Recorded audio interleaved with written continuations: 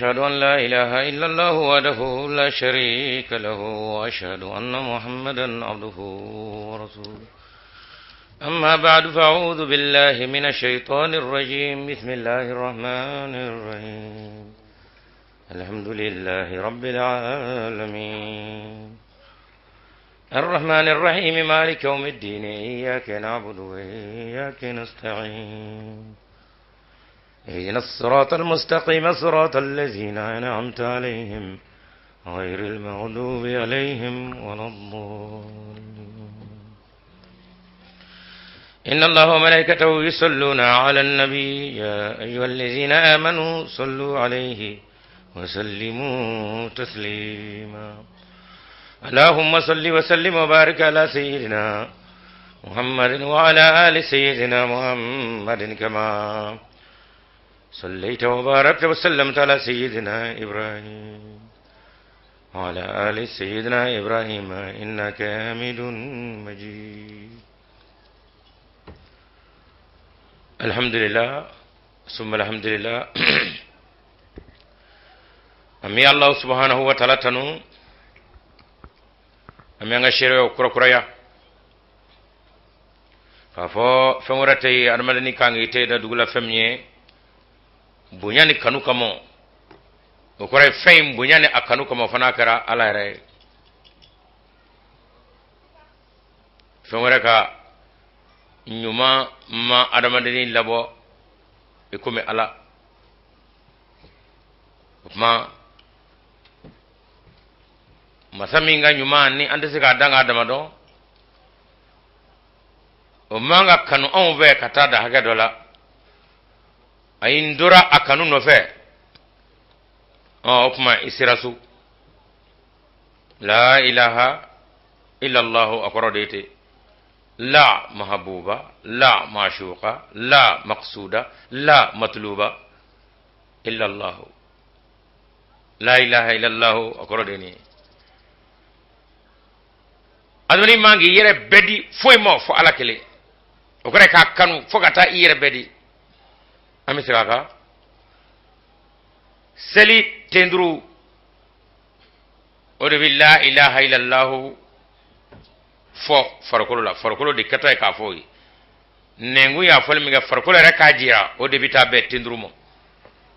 ni oye ala mbeni fle ikoro hanni o tewa sake nga mbe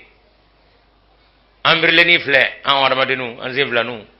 an jew fle amuso fle dimiso mbirle fle makorbo mbirle fle ala ambeni deni o anno te wasake o ambe la ilaha illa allah afol mingara inne nguna o jirare farkolo lawde bitabe selte ndrumo of alhamdulillah muhammad kadine kanu dine du wani duna kanu blo nafe kiga foliga ke assalamu alaikum o koray neniteda korofolteya iduna kanu dafa foyte kishiko silama fulikawe adunga kanu blonda la ilaha illallah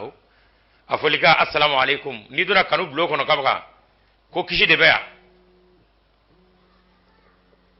muhammad kanyana maya sallallahu alaihi wasallam nin ganui ibode ya kono ningishi ibode yakono ashufe atlefe odine retogo al-islam nyere bedi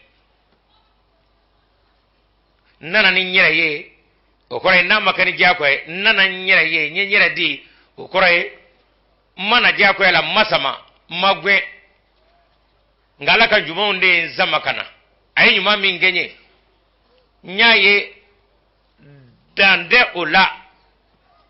opma onyu mangala mai nana nyere do mo opma nana nyere dine reto ko nana nyere el islamu ana nana yere mama jako ya muyata nana yere ko kadaga ala nyuma minu ngaye ode asa onina na onyu mangala ngaso opma ko fuete salamu ko assalamu alaikum assalamu alaikum assalamu alaikum ala kara ko de salamu aye salamu fo nyonye ni duna kuli ngono ka ba fuete kishiko opma ala kanena obele gele kishi opma o yere di ala momi no ye dina yere donga e ka do ka fo Allah subhanahu wa ta'ala ko Qur'an kono iko mi amal make Nasir Sahib alayya kala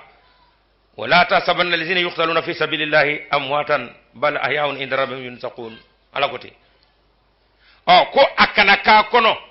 ma minu nu unni boru lanne ala kasirafe ko akana ka kono ko shudo de bal ahyaun ayu nyanamadu inda rabbihim dama mayra yuzakuna ubako ka gersiga usoro umasa alako minu nu sara ala sirafe akana ke aw kono ku shudo de shute unyana ma redo kuma flade forow alere alako ko unni boru la ala sirafe ufara okore ku te nyana ma lable fali korete ngalere ko ka kana ka kono ko shudo de ala yangono gone ere ko ku fara la sirafe ngigo ala bi ko shute ay ku nyana ma wuru olu de nyana ma wi indara mu do ma yorola yurzakuna wo de bate ko ndesi jele mado ye femi zoro ala ka buyana ka turungoro wala ko gura mini jeta te kelinye wa maminu me ni ubora ko luto ala sirafe jadi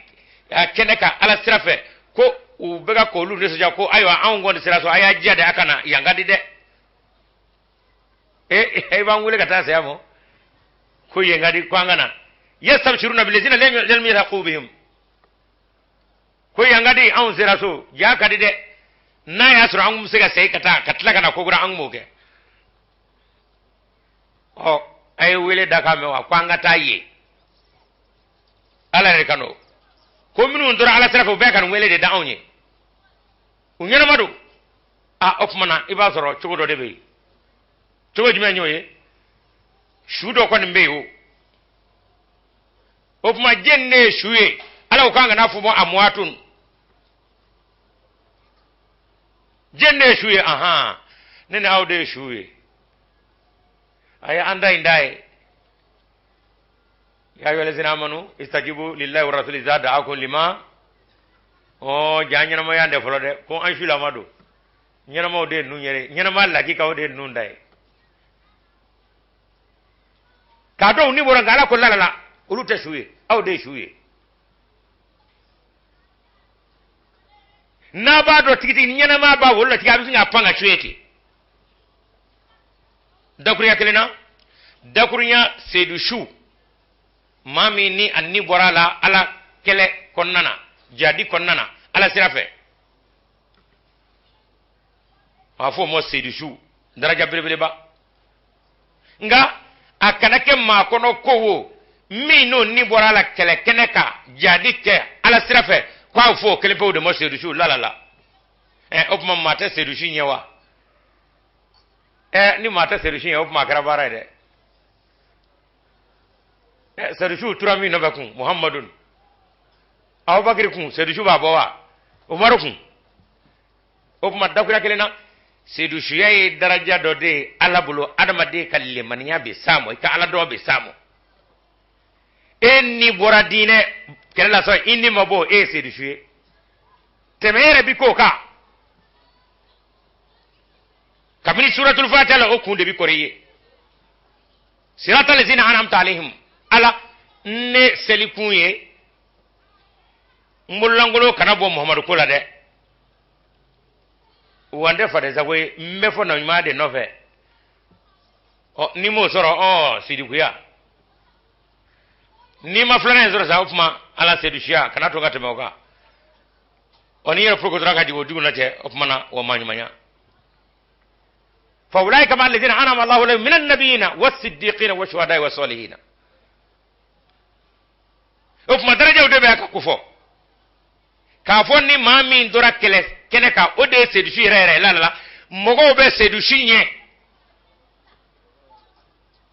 sedushi ada madaraja dode nga arma de bitte be sedushi yaka ibita sidu kuyala ko bodi sedushi daraja ala bulu ibite be sedushi fadaka je re ko re akada no nyela o ala don o lemaniya ala b'o di maa ma diɲɛ kɔnɔ yan o kumana maa min ni e ma se wa i kan ka se de o kumana k'i k'a dɔn k'a fɔ ka sin ka ni kɛnɛkɛnɛ bɔ ala nɔfɛ falayi a ka kunna dɛ ko nka ne n'aw welelen don ka taa ye o kumana ni dɔngɔ farikolo jɛɲɛko farikolo lafiyali ka o bɛɛ bɔ a bolo a b'i n'a fɔ i ye a kɛnɛkɛnɛ kantigɛ n'i m'a faamu aw m'a ye bagan gandɛgɛ kɛtɔ kɛrɛnkɛrɛnna lahiya saga ala kira ko lahiya saga a bi tɛmɛ ni a tigi ye sirato kɛ komi kaba yɛgɛru wa n'i m'o fɔ ma ko kuma lahiya kantigɛba a b'i n'a fɔ a ye muru d'a yɛrɛ k'a la k'a kantigɛ o ka kunna dɛ firiri kunama don o kunama in ne b'a to kuma na a bi tɛmɛ ni ye kaba sirato kɛ komi kaba yɛgɛru o kuma maa minnu ye nin kuma ninnu ni aya ninnu faamu a faamu cogo yɛrɛ yɛrɛ la i k'a dɔn k'a fɔ e bɛ laɲini kɛ dɛ i ka tɛmɛ seyidu suya kan i t'i dan ye dɛ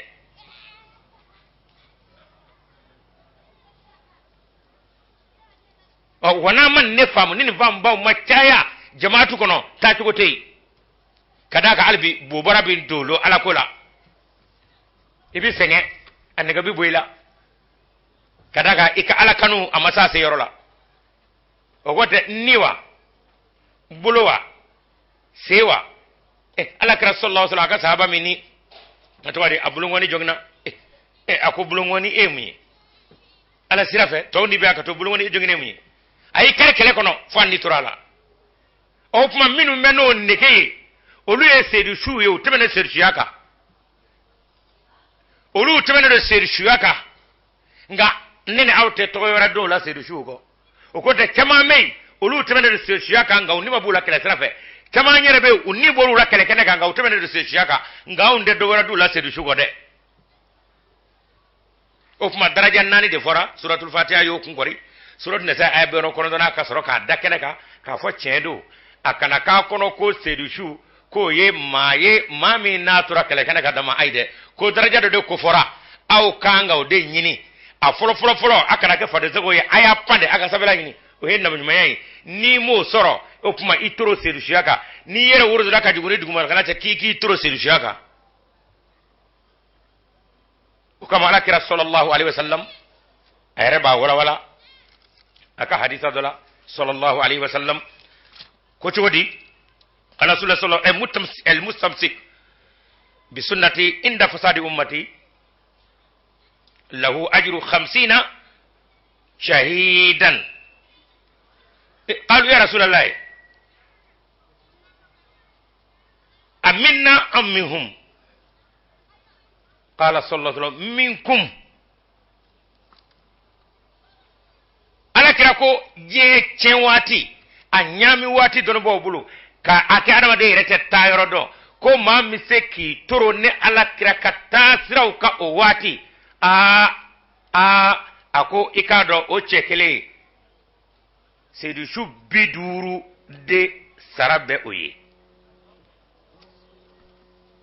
nare takbir Allahu akbar nare takbir Muhammadul Mustafa sallallahu alaihi wasallam seyidu su ma cɛngoyi 50 ma cɛn dɛ sahaba ko ya rasulullah seyidu su 50 ma kelen k'o sɔrɔ wa ala kɛra ko tigitigi ayiwa u yɛrɛw la ye waa tɛrɛ anw sahabo ɲɔgɔn ma seyidu ma 50 o ma kelen k'o sɔrɔ de ala kɛra ko minkum aw yɛrɛw aw sahabo seyidu min wɔrɔ la o ɲɔgɔn ma 50 diɲɛ laban waati diinɛ ɲaaminɛ ma maa min bɛ i ɲɛ tugu ka diinɛ kisɛ minɛ o don k'i k'a dɔn aw ɲɔgɔn seyidu ma 50 baraji bɛ o tigilama ye minkum aw sahabaw la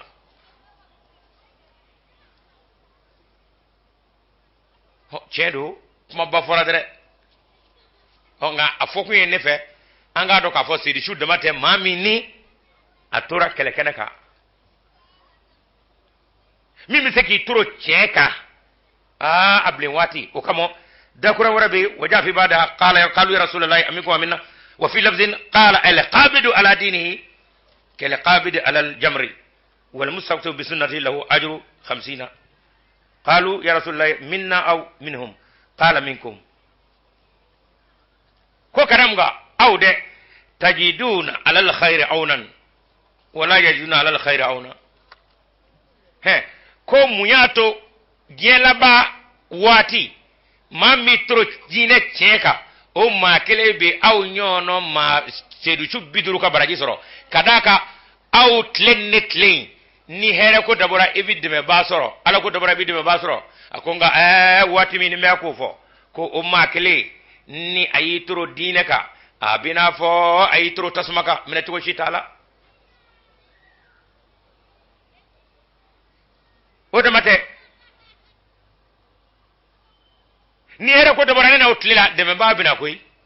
nga me kan wati me boni ala ko wa ay mo ka pia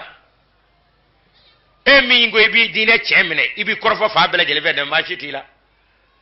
opma na ko de me ba to lula opma lu kele ubi aw nyono aw sahabo aw nyono sidi su biduru jela ba wati mami turu dine cheka koy ka do o chekele bi aw nyono ma biduru ka sayidula o ka sara sara alabulu amana ma be chodi bi ahmadiyaw awru minu me akal lame ani mamun de ahmadiyaw aya lame jenne tro me dine cheka je kono bi ni ko jeni ito wafo on wa biya wa on gadri yaw on diani yaw ay aw lafiya me min dro ma cheka tasma bobulu dre jenu yoy ahmad yaw tasma dame u kafa befe larabu ko muyato amakanye kerjon ko uyanga isa sayafo jema to ko nunu nga ko emeti ko nanye anjo kanu laje nunu mina bedu muhammad ka dinena amara de babe mi ala kelembe o de ala ka ko lu tide me masoro ala ere ko nga nena ko wati na wulla ka me ala ko ke ami de me masoro de me baten na jinna je ko ro ahmad ya kelembe nani wo ne kafir fo goni o gani anga shuber ka mimbe ya na be kan molu boli jaguraga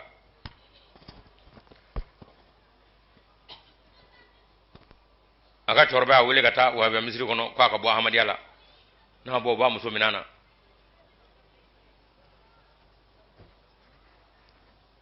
jalsat ke sabami nambo kono sisa abe barakero mina aku gatle damado damo aba fa jalsat ke sabange fa bora kalamo kunu ka bayane aya wele ka fa aywa inne ga dinya bana kana donga so kono bile ay ko roke wa ay ne wulo de ye ne ko de kana wahabiyala I wulo de lay mu am nyode mu ne ta ahmadiya ina anga de fa ya bana atmaka ba ku telephone kono kun so ma jona fa wele ka fa abitami ayo ko jumenga ay ko munanye ndoro dine chen yire ka de babe mi ama de masro faso kono ajigi be mi ala kelembewu anu mini ahmadiya wi tasma dara kono tora abulo so adara aka barayarola abaraga wabiya funa fe muso fana wabiya denye abitami alle anne dogi fi masigi me asisa aya koro ni misale afla koro o yandai oni je yere kono dakurunya juguma minu no be ka fo ahmadiamo anu ye sebedi che jugumu no ka nyesi ahmadiamo au ben me kalamo ale de flani aljeni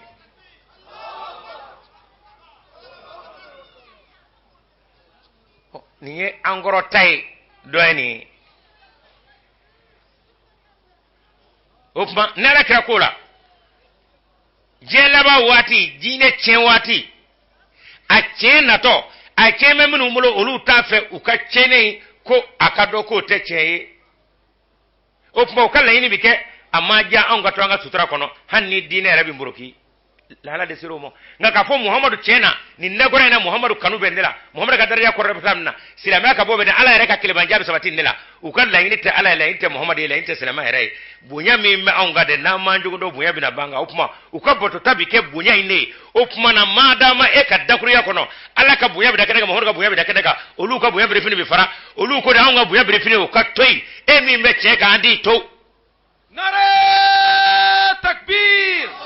محمد المصطفى شهيدان أحمدية زنداباد شهيدان أحمدية زنداباد نرى تكبير الله أكبر حكمنا أي أفلقه وكما لك نقول صحابة ولا أي روح يونا ما بيدورو تيجي أبو دزرو صحابة ولا سيدو بيدورو وكبراجي أنك جلبا واتي ma mi se ki turu dere cheka ala kira ko ne ka sahaba ula ma biduru baraji ekele motoro o abedo kono ko ala re atore ala ka soni jigina o ba mew sahaba ya bere duwa no da ke ko ameka muhammad no fe dini ya furadi ala wanu waradu anu ko jambana la ma inda ko yoro madala ya to e bakil aw to do ala taliba opma o dakuriya bey halbi jeni mafe atigi bemi nga asoroga ko de fi ka tasmata nina o ka tahajjudu kele anga lage o wati ni mbara nyire konona akanga ke chugo missionary kanga giri chugo mi ikanga shinyana chugo mi kam mugo ube chugo mi missionary meko ke akechugo la uyeru bu weredo ebitami kasore bega ka gwene ki ka tanada siru chale fonna mi madara yini ka chigene ena ala te bi se shaira sorowa o adara jaw be nga soro ka kodi akakuna angwa atekwa na atefamo ateka na atefamo ibro dara soro ngati nyime ari njono adamadu olu nogo no enyege okuli chena ne beta nindo na jila kama abiketa o ala kota enyi ndaro blede ina borobo kame no yimate sidiguyate serujia ma mi agwaza ere ekono dlogi soro ka doni ala fe ko be ko pume wa ko bitoy nga adamade yere de kasali adamade ka yere baya ba bali daraja nuzur Allah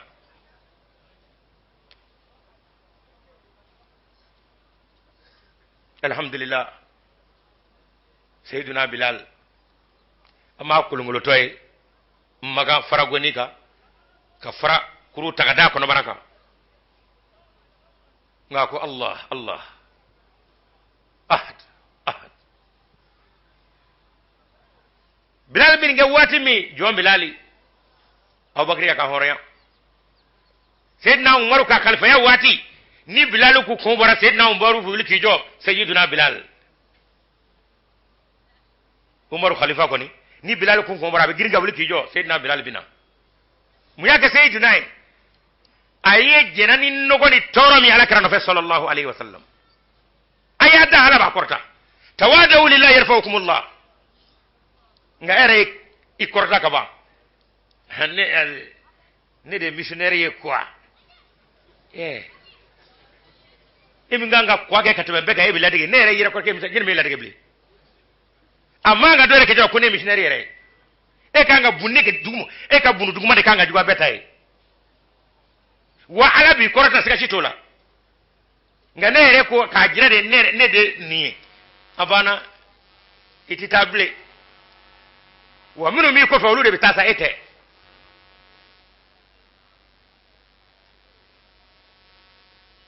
amita nyefe alakira muhammad sallallahu alaihi wasallam akai imam mahdi nane sahaba ka utemena sedu siya daraja ka ma kondo fo maye ngona tabe a chamandura amu ka daraja do sidu shadela ngateme mo ka ayo ko ni black ngulula ori ato ala kirako ma kele mi tura ka dine ka anyami pumana ebi sidu shu biduru baraji soro o puma daraja do nena ukango nyini de wo de ba to puma dine jekulu bi ke dine jekulu yere abi famu abi kala abi ta abi wati he ale nyeda mengala ka kaba e ko chugodi itafo itake nete no fe ninye benga ala la kaba shahidu ni shere kaba koi ngalla hala be shere araka hala be shere kajira ka fo ko ni zeme so sirtu de wi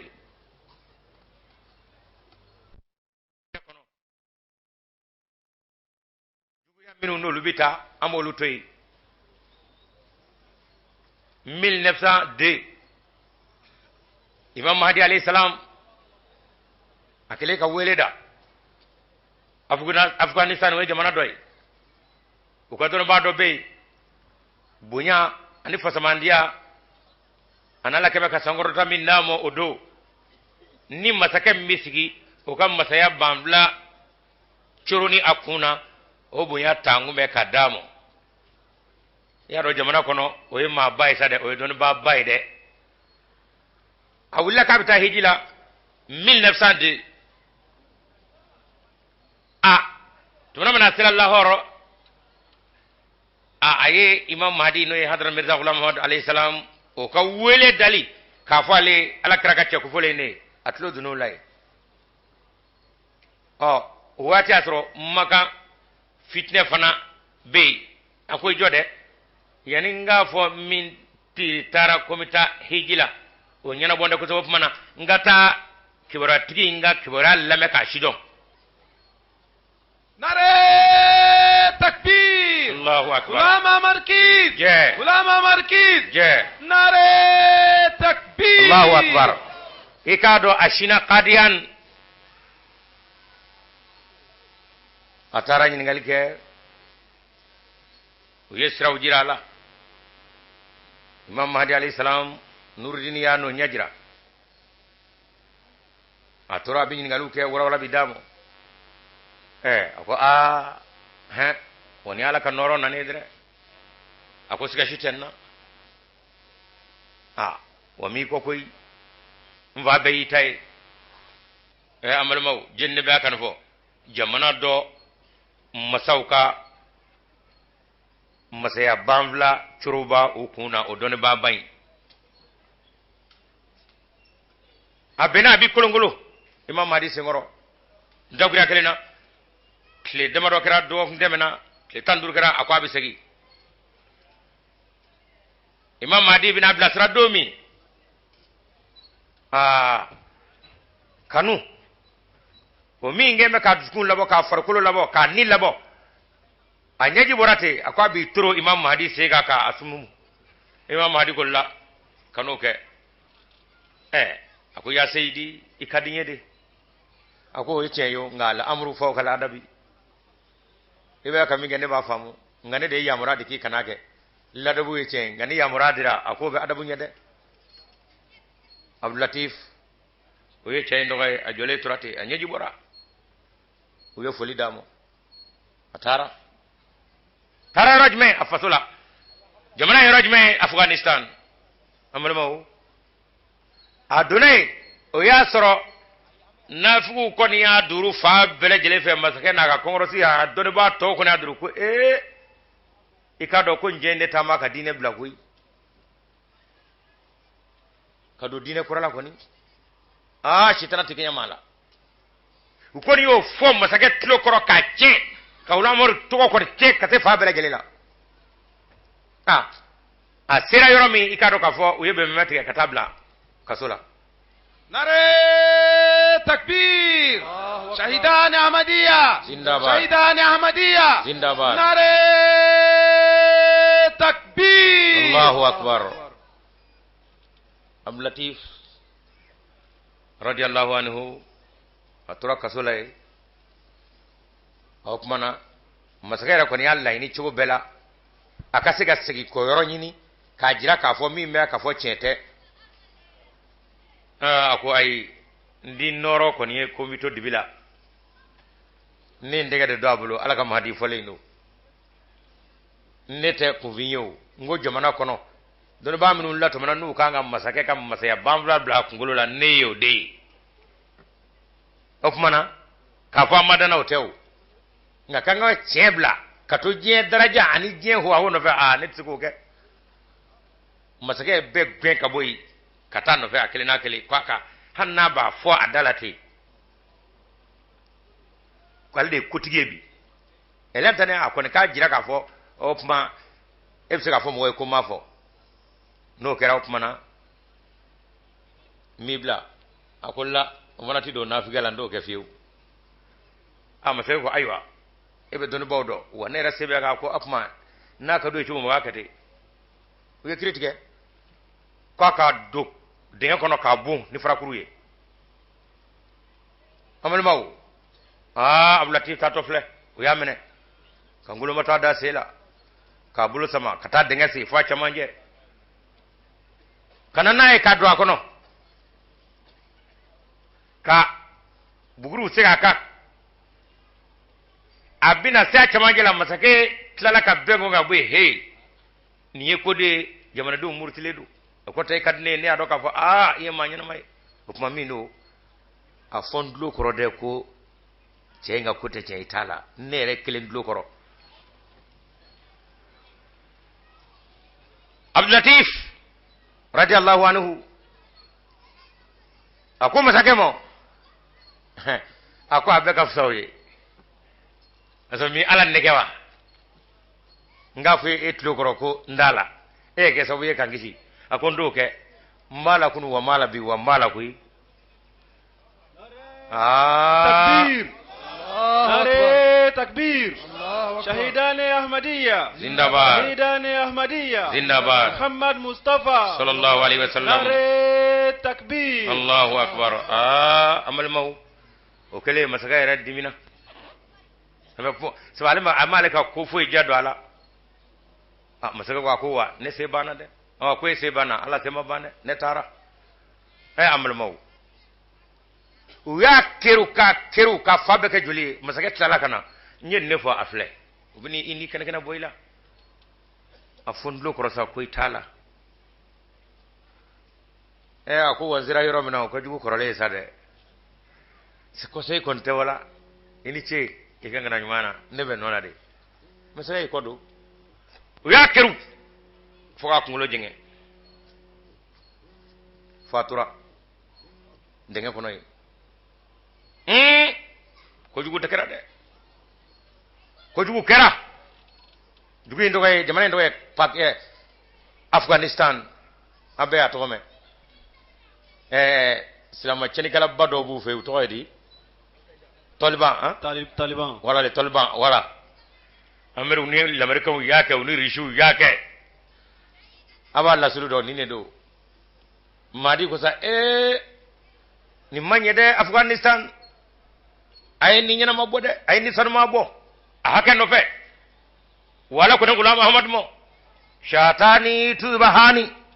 wa kullu man alaiha fani alanguna na de waya sura ala fo ngula Muhammad saka jigi ba fla bina kan gadere nga o kera yoro mi amma bebi ba ala ka wawi ni nare takbir Allahu akbar nare takbir Allahu akbar shahidane ahmadiyya zindabad Ghulam Ahmad ki je nare takbir Allahu akbar ika do ka fo ninda kura minini fura ala fe jala ka latiya kuna ma nane do Afghanistan ka amal mau ka damene o dola fobi nyesumate ka Afghanistan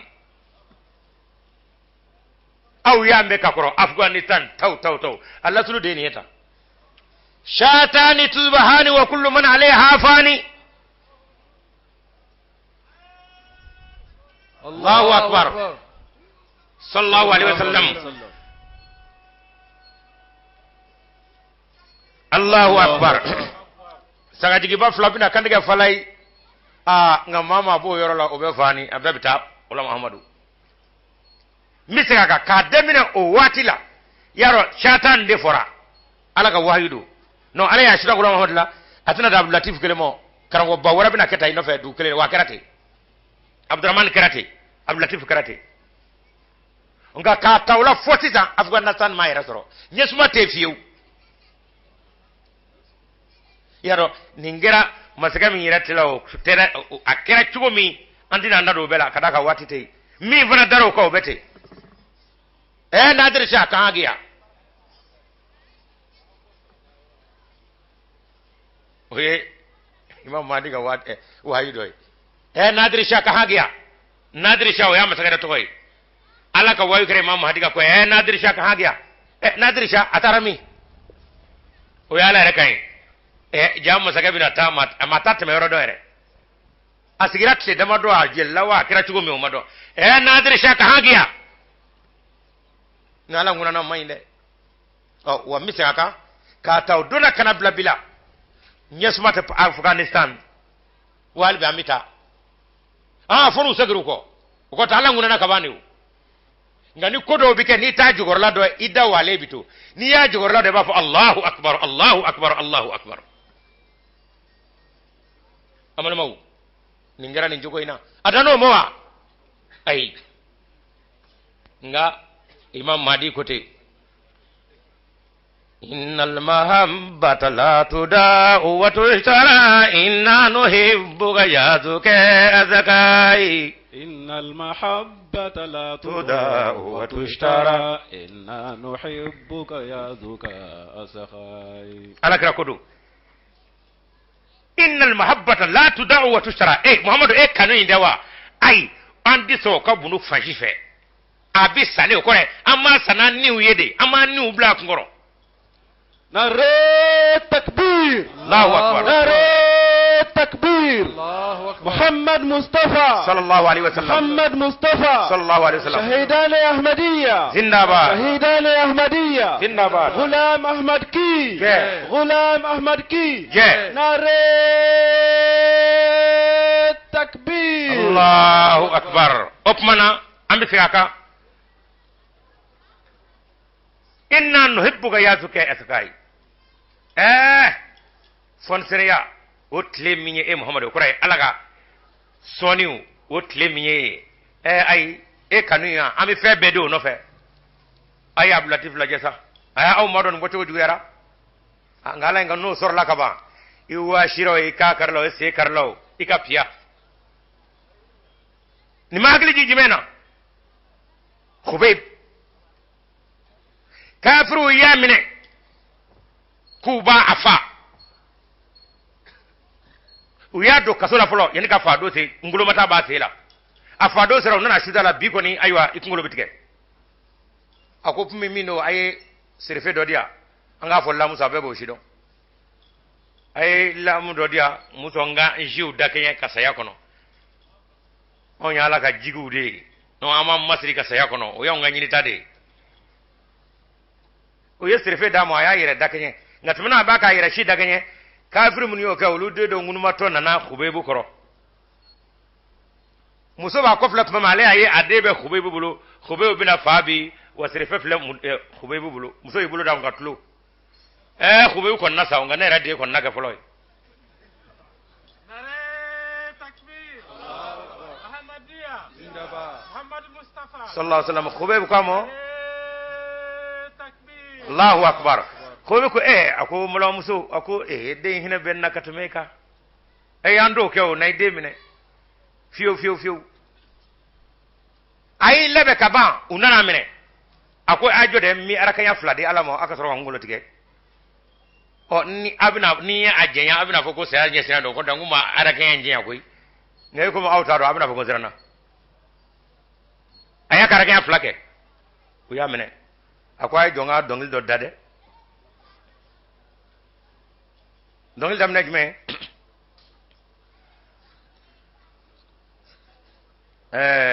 walastu ubali walastu ubali hina uqtalu muslima ala ayyi shikin kana lillahi mazirai ولست أبالي حين أقتل مسلما على أي شيء كان لله مصرعي وذلك في ذات الإله وإن يشاء يبارك على وصال شيء ممزعي ولست أبالي حين أقتل مسلما على أي شيء كان لله مصرعي وذلك في ذات الإله وإن يشاء يبارك على وصال شيء ممزعي ولست أبالي حين أقتل مسلما على أي شق كان لله مصرعي ako ako fali ala sira fa odeta wa ako de ko be mo go la wa o esranya ko yewa ne silama na ma de tewa ngele ka nyere de ala mo ngandi to de te au fa o la wa ako wa foi make ne binangere ka ndurlanda ka ngulo tiara o mulo borana zit ako net mo tani shila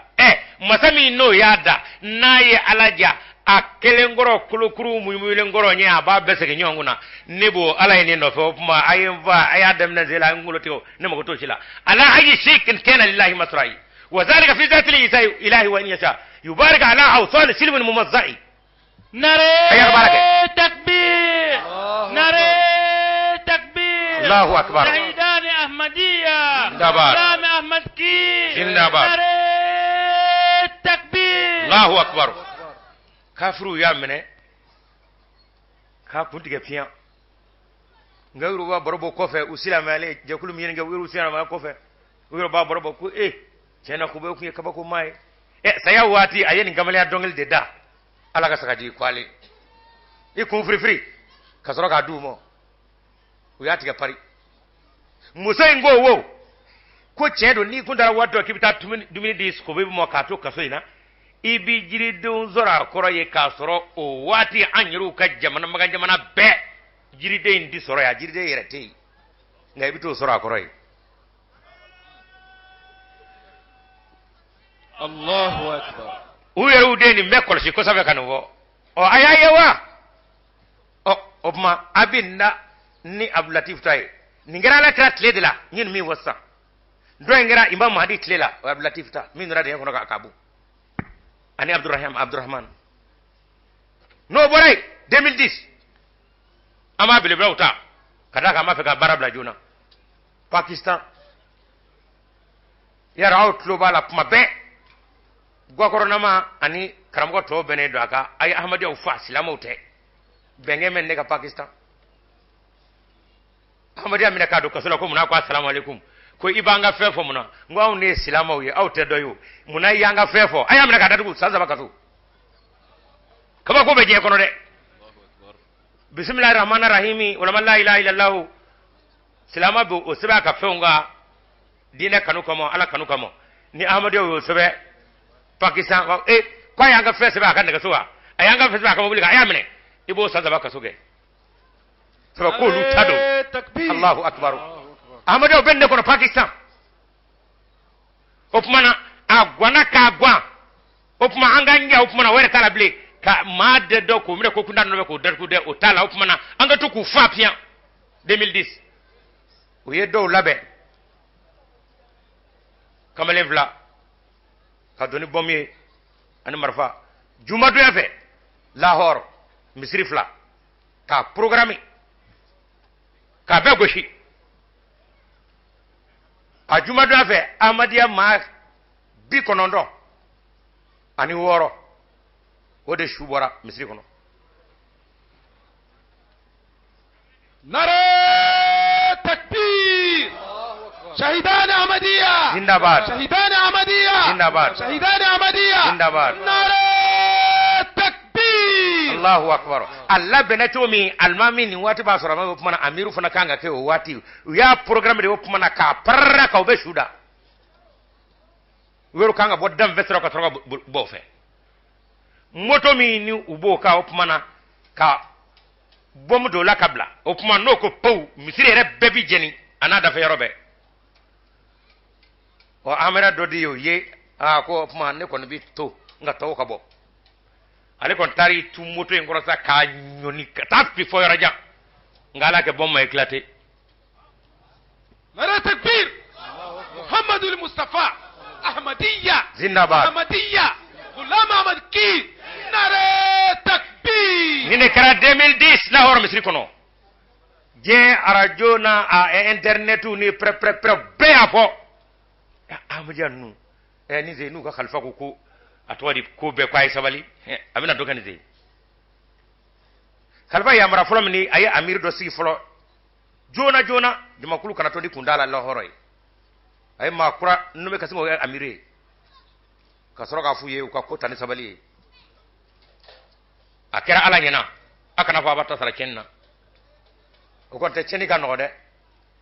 ni khalifa ya mara de bi Pakistan kono ko amada ya tasara Pakistan ba ko basina nga ko lalala akana ke amake gogor na ma nyena wa atie chama bike ako dabo ngomado nga labe amna maw umva ko pay jumado anayew owo mamna siga tasel misri kono anaye amadiya sandan duru amuso manina chawon ko abana an vauna mo tororo me upma me bisai hal amadiya mun yoro kudi ta jumana yaro armade amadiya to law shetana ba ga baraka fiya ado tay kamaliya ya amadiya udunga chaw misri ti flagoi ngan ngele ko anyana ala ko ran yoro no damna sade minu me no yoro sida misla be misra sade mina ay na mefa wagala kubna komiga ka amadaw nibo alaka ka sesa ya ko ay aw ni labene do kadi muhammad mo kadi alamo aya kana komugara kango la ilaha illallah muhammadur rasulullah alaka ka barde min go fara onana no imam mahdi ango amode ko dina nyagorta dina nyabeta kamo o de ya to ayninge o kuma ay an faminu va an goro minu va wa dew labene do ayna juma ko kura akana ke ka faman lebe katani muruni bomu ya otala de betara الله أكبر محمد المصطفى صلى الله عليه وسلم غلام مركي ناري تكبير الله أكبر abe gohorna ma kono ko ahmadiya bina fitna mi ngeli khalfa bina fa tasrake o fana dakuriya ma fomge gorna ma re kono gona upma man nu nyaruta annake chugo disade amma fe ko ke mguto kasinga marfere daju bela amma fo kwa mu kuro ka do da fe ukanya matizo opma niye mungoy niye muhammad ko de da gwakorna ma ni koy muhammad ko cheni minye o de ba tojugo ya de o ya ahmad aminu nur farfa mesella o lukra so ye ko lu fari atwadi ko farfon dur mo kata misir la taala mu to ngire ka ke shedu chuye ayake amade matasarake kasro kungulu baw je kungulu baw la ahmadiya obu labi docteur abdou salam abe atome ka prix nobel ta physique la apmina walna di afrika ala de golla yana ka donu ke ka bomudla ay doni ke ka adabandi ka dahal la lew sawati don ba ka bomudla ahmadiya do je so ne do ay ngale ko la muhammad nan fami o yedani kele yani teriyani bendi imam mahdi na de sangor tayoro la o konte ha ni amado ko bu murti pakistan pati sakana ye ba do ko be muhammad al-mustafa abadonna takbir abadonna ka fo dajalu tluble nyekele tubabu nasara nalakra ko cheni kala do ngawti saka do aw bado second kele nu ko gouvernement pakistan kan dabla second kele ba dabla pew ngawta fo de ku je gouvernement bebu kama korta iko saudiya nga america ka lasgide ma fo atwa america ma fo munafini ge anglais ma fo rishu ma fo atwa di alma ma fo kada ka silamo do yo ha nyon ba gaba no na ba ngono ka nyi nunya an niute de ala kay mu fo bula o ko ta misaka ka kle angleterre gouvernement ka ya murat pakistan abara lezi makele di fa pakistan amadi wala opma ko opma na aytani ni cour de la hela o ko je yere critique so khalifa opma ne mangi dade nga kanga tana opma e khalifa ko wonga critique la o yanga lay koy on da se mala fe gaba je critique so ba ku taw koy onga da kuriya wananga lainu on yo fo ande turle o sirara ka la shira ka ba o ka tuti amlamahu wasidu shadeni walbi hal sini ni yitlo mada ibai khalifa ka kuduba natala abina fo we ahmada doctor tato to aka clinic la wala ma aboto wala ma anane do aka sokono uya do abina bokata fajir law kuma marfatigi filabini da ro pop wi marfata obi tmanu yere kuma be o de bike utora rajme shuhada o ko kana fu utora hay kada ka dangane yani ala kanu min yato obi ku lango na tabe ujja faraya do ala nyine ni muhammad kan fa albi ala ko do olu de nyana mawi awtede naw si aw minu zede ko fa aw kote o konte minu ndema mo ko olu ya do shutew nga nene aw minu mase na bangoro ko bana ala ko ai aw yuru kanga ajijade katme sedu shaka ni tama na sedu shaka ofuma na ibisoro ka don nume yoromi nena ude ko do kota aw bakru nyono kote ahmad yaw wa mi ma ka ke nene aw bal maula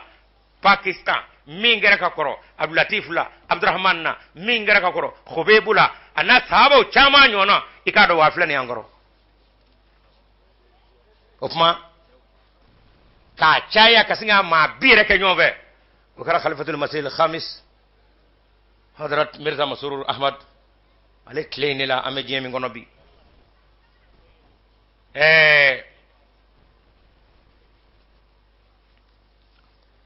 akiraro me khalifa e telephone ke minu ngam go ru fara ku wele kilingli nay min wele no kwa bipma khalifa ko ako akarina fo uye bomde chi ne duskuna kadaka amra kilingli na be ko ga bonama ko mdem ako pmana e duskuna e kam makale ne sara wala may kam mafla ako pmana duskun be chodi sa oluko wa mi yere drop mauna ngo mi me ku je yere kono bi ni yere ni mi na kela ahamip me auna de nindimi yala bina ko ilanga ne ere ko ki taga jugo aundai wa fasai on nyina nanda ko ja fabana mi ndam vowi ja babana mi ndam vowi nare takbir islam zindabad ahmadiyya zindabad minu zindabad Ghulam Ahmad ki je Ghulam Ahmad ki je khalifatul masih khamis zindabad khalifatul masih khamis zindabad nare takbir Allahu akbar minu no luka mo tora olu ni khalifaka telefonika o de boran ni yeta abina be jora ledu olu ka jora ni khalifa tlo darananga ala ko bamba kono je fanda nan be jele fe na furani ngata fara ko naka tori ja khalifa funa joro me olu talaka tama yiraka olu ye khalifa ko lani fa opmana ko ike pay ne ko ne opmana dusuka tawanga yable minu nga somo be ne olu ka barakela be bana pew khalifa ya maradi opma aw ahmad amno pakistan akana to uka somala fiu ko karsa sara gwele do kama akana so fiu adema ya belajeli onga do bula oluka maminu vatura se moli atifoche oluko ai mashika na dorome domo kalfa rakani mwa adda kono ka ba kai ya muralo ba mo fashi dida boy tawna masami ya kaw nyaba ona ahmad yaw ninja makulu ni pmeto di je fa fanga jime ndep miseki je fanga jime miseki kwa da ahmad laki baboy yoro jime fabi fa de ba fo wona rebe ya obi fa do ni ba fo wona be ya muso ba fo na rebe ya gogoro na mo bino be fa ka ba wati jime kella je gogoro na mati ahmad yalla idabi wa ku toy ay nundo ay adama de unde abi labaw de la ubora adama de kono kadaka olu nyebu ka alala nyebu ka muhammad la o kanu de kara olu kan yintai o fuma je toro annenni abwali atanni on lo to la fieu inni araka almayti man adani la tasma'an aswatahu adani inni araka almayti man adani la tasma'an aswatahu adani inni araka almayti man adani la tasma'an aswatahu adani أراك الميت من آذاني لا تسمعن أصواته متنا بموت لا يراه عدونا بعدت جنازتنا عن الأحياء إني أراك الميت من آذاني لا تسمعن أصواته آذاني متنا بموت لا يراه عدونا بعدت جنازتنا عن الأحياء إني أراك الميت من آذاني لا تسمعن أصواته آذاني imam madi ko dakura nuna nani ke ba fanani ba banani ba gongora kiruba ko nabi some ka toro inawa sale do nyina mo tlo be shuga mangaji gana temenai donc so flana mutna bi mautin la yarahu aduna oy ba fi marfa chana ba ki bomu flanga wa on zare do angala la ka ba je mo bo kana mo on jana ja kira mena ba udat janazatna anil hayai nyina mo on za manga Allah on jana ja kira bi bo atwa akalo chama kira sa chama kira on za manga la ka ba udat janazatna anil aya ba udat janazatuna anil aya mutna bi mautin la yarahu aduna kan za me saya do la ja anjugo to do ale ta do kan za me kadi yera se wala on la ledo نعرة تكبير Allahu akbar نعرة تكبير Allahu akbar شهيدان أحمدية zindabad شهيدان أحمدية zindabad شهيدان أحمدية zindabad نعرة تكبير Allahu akbar sanga fama foka wolo bwalo ebni sege kota ula mahoro ko ismatla ima foike kan zani do angala la kaba bawrat janazatna an lahaya ukma takuna kirena hey ahmada da tunge maliyau mal de mina na be kaba aseta la yere kada ka duskun tigi wode alai ay duskun sama kaba ala wulle do kajo nene ne kafri foni janme de bo aya chama fo arajo na anyi nani amanda sarau kada ka onga janaje kefa mina auto kalamo ay ta kabru la ta kabru soroy an zara kaba o kuma nene ne golli wachi ni fanebo o ti fo ke bomu fili marfati an zale do kaba o mo ngatula takbir نعرة تكبير Allahu akbar أحمدية zindabad أحمدية zindabad أحمدية zindabad نعرة تكبير Allahu akbar غلام أحمد کی jai غلام أحمد کی jai نعرة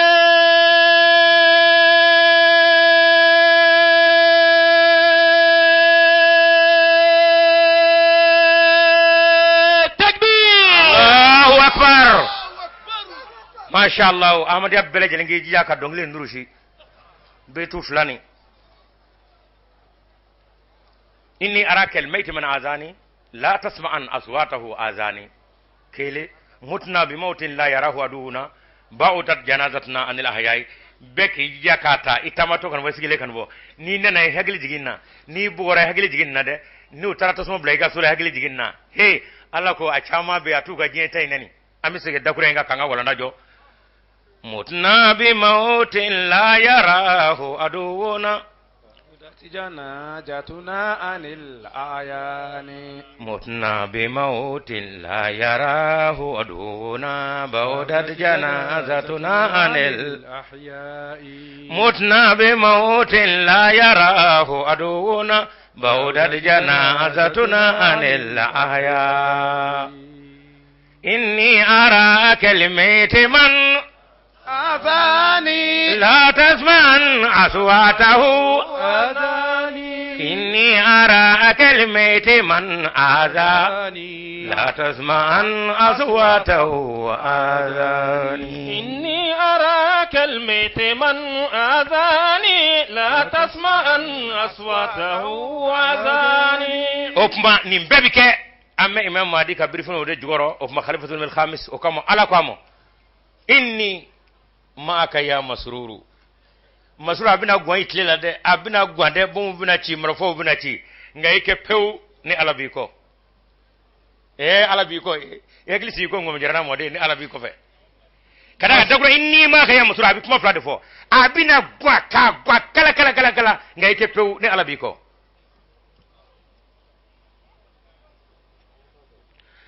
ala kwa kama hadi mo mahadi yu ala beiko ala be ko e ka foi ma che mahdi yu ambebe iko masruru inni maka ya masruru inni masruru inni maka ya masruru inni ala kwa ka mahdi mo e mahdi yu ala be iko ala be ko e ka foi ma che ala be ko ambebe iko masruru inni maka ya masruru inni maka masruru inni maka ya masruru inni maka tabukul gaye हैं सब दिल tabukul gaye हैं सब दिल जब आला ने बताया अपने इमाम mahdi को masruru inni maka ya masruru inni maka masruru inni maka ya masruru inni maka walihaza malinye uweku masruru inni maka ya masruru inni maka bile amsi kuntu maka eliyuma inni maka fil ghadi inni maka ya masruru inni maka masruru inni maka ya masruru inni maka Jitu मेरा हो रहवे सब जग तेरा मसरूर जीतू मेरा रहवे सब जग तेरा मसरूर इन्नी माका या मसरूर इन्नी माका मसरूर इन्नी माका या मसरूर इन्नी माका दस्तू अबासू तेरे दस्तू अबासू तेरे हम हो गए हैं आका जिस काम का इरादा हो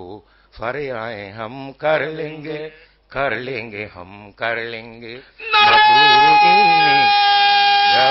तकबीर अल्लाहु अकबर तकबीर अल्लाहु अकबर खलीफतुल मसीह खामिस जिंदाबाद खलीफतुल मसीह खामिस जिंदाबाद तकबीर अल्लाहु अकबर दस्तों बाजो तेरे हम हो गए हैं ए मसरूर Ahmad ese ibolo onyo de indi soja o pa yamra me o fo ambo ke ni ala sanamo हम हो गए दस्तों बाजो तेरे हम हो गए हैं आका जिस काम का इरादा हो फरमाए हम कर लेंगे हम कर लेंगे तेरे बाएं में लड़ेंगे तेरे दाएं में लड़ेंगे पीछे तेरे लड़ेंगे आगे तेरे लड़ेंगे मसरूर इन्नी माका या मसरूर इन्नी माका ओकराय ikeni ikinife inumafe ikofe inyefe ambe iniso yakada kwa ala kwa be ko opuma ambe bi ko masruru inni maka ya masruru inni maka nga he do de bina nini mbe o kama imam mahdi alayhi salam aliya wala wala सब कुछ दुआ से होगा जो कुछ कुछ भी होगा फरमा रवा मसीह का मसरूर इन्नी माका या मसरूर इन्नी माका सब कुछ दुआ से होगा जो कुछ कुछ भी होगा फरमा रवा मसीह का मसरूर इन्नी माका या मसरूर इन्नी माका को no binake do de bina baka ahmad yow mahdi de kuti ko no binake do de banya nabo monga muru anga bom anga marfa kashin ngof fize misil akoy do de o do lama de mawmulo o kuma o de bina na be o imam mahdi gadda kuriyan o kuma na yamra mi bula masrur ahmad agoshaka वो हुक्म आसमां में हो फरमाए हम कर लेंगे हम कर लेंगे वो हुक्म ज़ामी में हो फरमाए हम कर लेंगे हम कर लेंगे वो काम समंदर में हो फरमाए हम कर लेंगे हम कर लेंगे ए मसरूर Ahmad ni ba fanga pasave afo ni yamra mi damu to kesave ni du ko ka tagwa moke ni ko nga ngunu ko ji goro ambake an zale do kama o kuma ya rabbi alaka ahmad abbe jon njo raina nare takbir nare takbir islam ahmadiyya الأحمدية خليفة المسيح الخامس خليفة المسيح الخامس نرى التكبير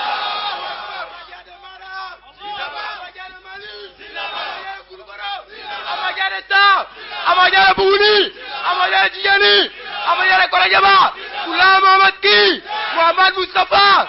نرى